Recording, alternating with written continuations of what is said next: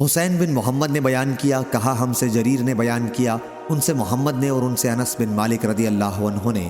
کہ جب حضرت حسین رضی اللہ عنہ کا سر مبارک عبید اللہ بن زیاد کے پاس لایا گیا اور ایک تشت میں رکھ دیا گیا تو وہ بدبخت اس پر لکڑی سے مارنے لگا اور آپ کے حسن اور خوبصورتی کے بارے میں بھی کچھ کہا کہ میں نے اس سے زیادہ خوبصورت چہرہ نہیں دیکھا۔ اس پر حضرت انس رضی اللہ عنہ نے کہا کہ حضرت حسین رضی اللہ عنہ رسول اللہ صلی اللہ علیہ وسلم سے سب سے زیادہ مشابہ تھے، انہوں نے وسمہ کا خضاب استعمال کر رکھا تھا۔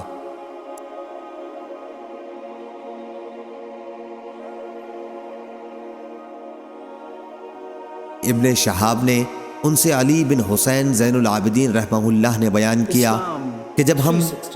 سب حضرات حسین بن علی رضی اللہ عنہ کی شہادت کے بعد یزید بن معاویہ کے یہاں سے مدینہ منورہ تشریف لائے تو مسعور بن مخرمہ رضی اللہ عنہ نے آپ سے ملاقات کی اور کہا اگر آپ کو کوئی ضرورت ہو تو مجھے حکم فرما دیجئے۔ حضرت زین العابدین نے بیان کیا کہ میں نے کہا مجھے کوئی ضرورت نہیں ہے۔ پھر مسعور رضی اللہ عنہ نے کہا تو کیا آپ مجھے رسول اللہ صلی اللہ علیہ وسلم کی تلوار عنایت فرمائیں گے،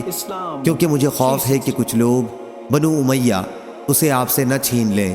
اور خدا کی قسم اگر وہ تلوار آپ مجھے عنایت فرما دیں تو کوئی شخص بھی جب تک میری جان باقی ہے اسے چھین نہیں سکے گا۔